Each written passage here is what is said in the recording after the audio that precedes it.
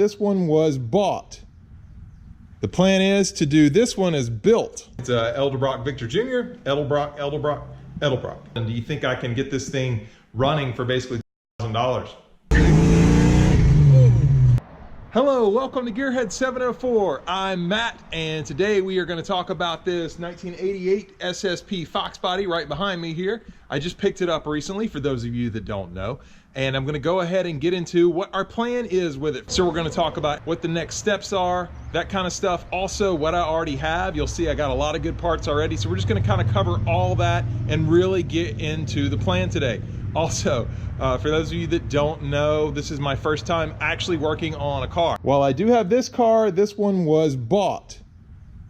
The plan is to do this one as built. So I will have a built car and a bought car by the end of this. That's the plan anyway, so we'll see. But yeah, so I don't have a lot of mechanical experience or wrenching, but you know what? Why not try on this old beat up 88 SSP, see what we can do with it. So before we get into that though, I actually need to get Tar Heel Fox. Need to get it out of the way so we can get the SSP more in the middle and have a little bit more room to work on it and show you guys things. So let's go ahead and get started with that.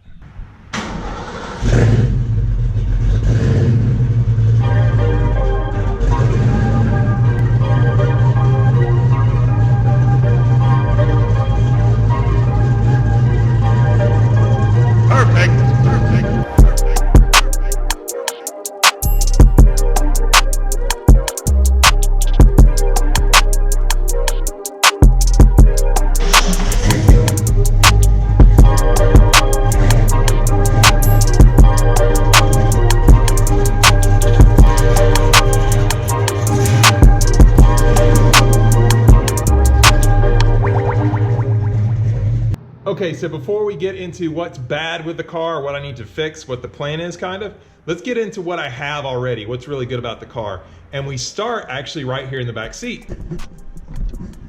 You can see I've got two intake manifolds in here. This one is a GT40 lower. It actually has a BBK fuel pressure regulator on it. Also, you already see that I've got some injectors in here. They got the whole fuel rail and injector harness and 30-pound injectors for that. And the upper for the GT40 is right here. There's the upper, you can see. It does still have a throttle body on it. I believe that's a stock throttle body. So we've got that GT40 intake. Right here, we've got a Typhoon lower intake, which I guess is basically the same as the Edelbrock. Right here's the upper for that. So we've got two intake manifolds. You might be asking, why do I need two intake manifolds? Well, on Tar Heel Fox, there's actually an intake manifold on it right now. It's a Edelbrock Victor Jr. Victor Jr. does not have a PCV valve system. I need that on Tar Heel Fox because I need to release some crankcase pressure. I've been researching this and looking it up, and it looks like a PCV valve system would help me relieve some of the pressure because that's a high compression motor. And some of the crankcase pressure could be relieved by that PCV valve system. So the plan is to take this GT40 and put that on my car. I have an intake coming off of my car, the Victor Jr. I could put that on here, but I'm probably, I don't know which one I'm gonna sell. I'm either gonna sell the Victor Jr. or I'm gonna sell the tunnel ram. I think it's actually Victor EFI. Yeah, it's a Victor EFI intake on my Tar Heel Fox. But anyway, I do have those two intake manifolds, so that's pretty cool to get with the car, especially the GT40s. Those are just awesome nowadays. Another cool thing on the car is right under the car. I'm going to show you right now. That's why I'm laying down. It does have a Flowmaster cap back on it. I think you can see that. Let's see. Let's go right underneath. Flowmaster. There you go. The old school Flowmaster. And it's got an X pipe on here. That's why it sounds so good. Well, that plus the cam. We're actually going to get a better look underneath the car when I get it up in the air. I've got some jack stands coming. I have a couple right now, but I've ordered some more from Harbor Freight. I don't want to get the whole car up in the air. So those tools haven't come in yet, unfortunately, but we'll get you a better look at the underside once those get in. Okay, getting actually under the hood now, and I probably can't tell from up here. I'm going to have to get you underneath the car, but it does have a Maximum Motorsports K member, I believe. I have to double check it's Maximum Motorsports. I'm 99% sure. And you can see it's got Maximum Motorsport caster camber plates because it's actually running on coilovers. We've got the camber plates on both sides here. You can see the coilovers right there.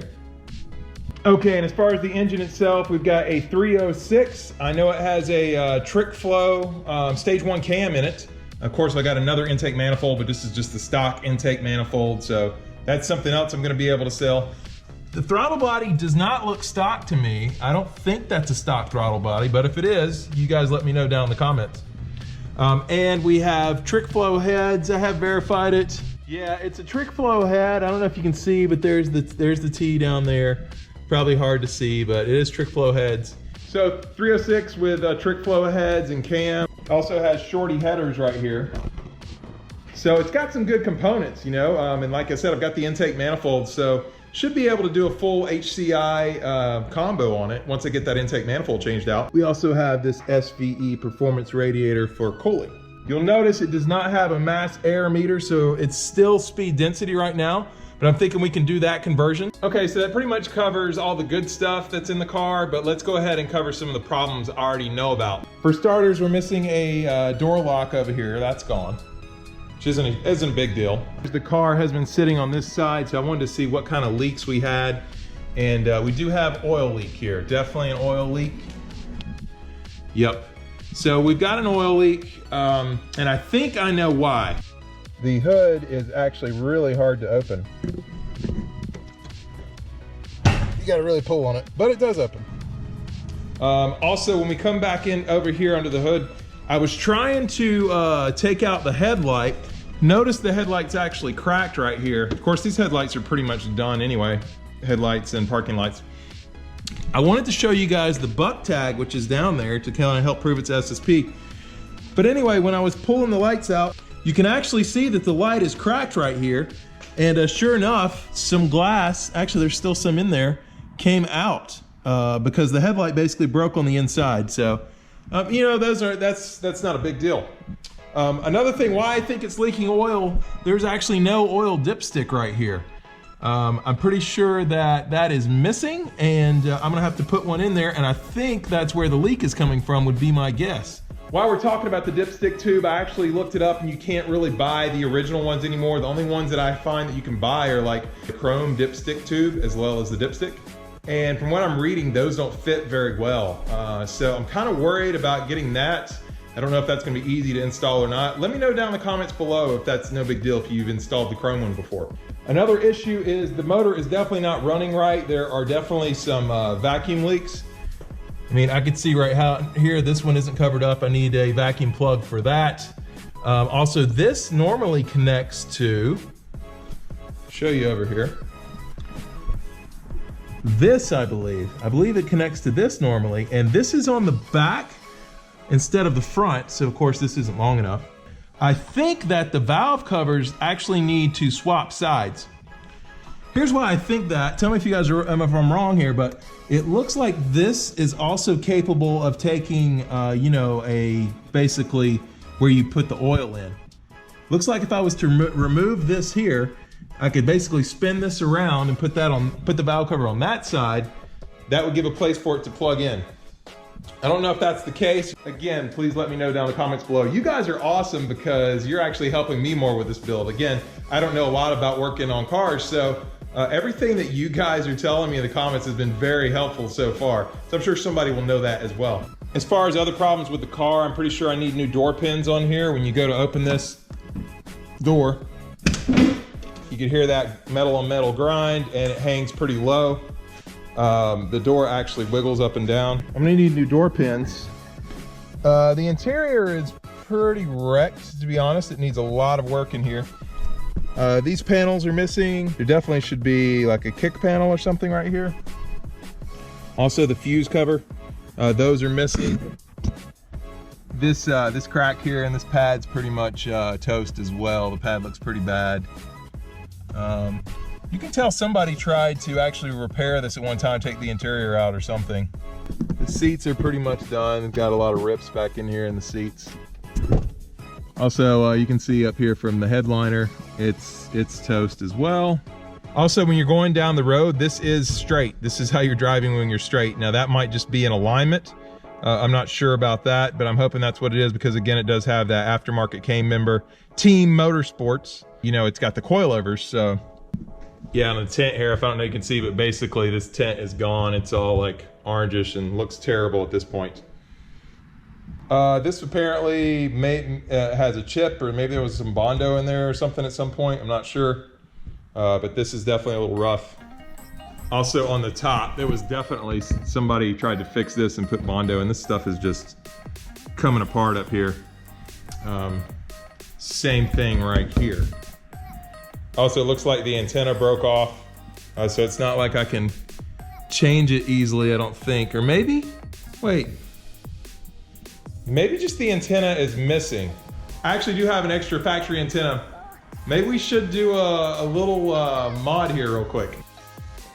Okay, it actually, let's see if this will work. It's looking promising so far. Hey, how about that? I installed my first part on this car. It was one of the parts from my old car, and I just had it laying around. Obviously a shorty would be better, but it's an SSP. I mean, police have big antennas on the car. Maybe this is a good mod. Let me know in the comments below if you think I should keep the antenna or lose it. One of the other cool things that's already been done to the car is it has an old school wire tuck done. You'll see there's a lot of wires missing right here that normally would be there. And if you look up in here, you can see where they all are. So all of our wiring is in there now, which, you know, definitely looks a lot better. Old school wire tuck. Another mod I actually do have is this short throw shifter, this budget short throw shifter that you can get really cheap off of Amazon, or I think LMR has it for 60 bucks. At the same time, you'll see that I'm missing, there's supposed to be a cover here. One of my subscribers did mention that, so there's a lot of heat and smoke that's coming up through here right now. But basically this cover would bolt down and help prevent that. Maybe it's a gasket, not really a cover, maybe it's a gasket. I think that's the right word. I actually need a gasket right here, so I've got to get that as well. Also in here, we have got no fuel or no trunk buttons here. And I think, I'm pretty sure it was supposed to have those. At least that's how it is on my car. Somebody was saying there was a trunk button somewhere over here, but I can't seem to find that. I'm not sure where that is. It's no big deal though, because I can still open the trunk and the fuel pretty easily, so it's not really a huge problem right now. Also, one other problem is that I cannot for the life of me hardly ever get the car into reverse. So yeah, that's the other problem, is it will not go into reverse hardly at all for me. Sometimes I can get it, but man. As far as how the car drives though, it's definitely, you can tell something's wrong with the tune, or it's not running completely as it should be. I know the timing is turned up on it. It's not at 10 degrees, you can kind of tell that, but I think the reason why is I heard you have to do that with these trick flow cams, the stage 1 cams, otherwise they run really rough. When I say I heard, somebody in my comments actually told me that, so hopefully that's the case. But yeah, it runs a little rough on the road. I'm gonna go ahead, my friend Terry came over recently and he took a ride in it and kind of drove it, and we talk about a little bit of that, so I'm gonna go ahead and throw that clip in right here. All right guys, so I'm gonna let Terry try out the car, he's driving it here. Let me know what he thinks of it. We've definitely got some work to do. Does he smell that? Yeah. It's oil.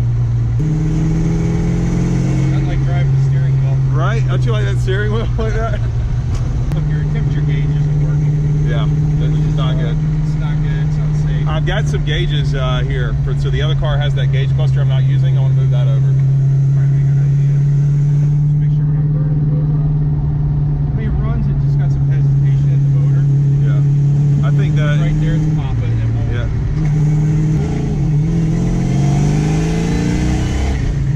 It sounds really mean. It's not bad. Nope. It's all sound. It's all sound. Yep.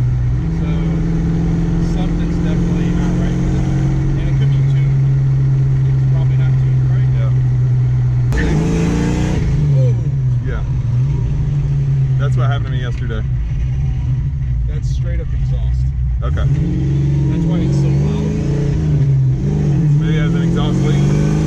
Yeah, this is a death trap. Never drive it with the windows down. Yeah. I mean, windows up. Windows up, right, yeah. But you got to get this car safe if you want to drive it. Okay, so you saw Terry's impressions, and you know, he wasn't really impressed, but at the same time, it's a good base. So anyway, that was a lot of fun.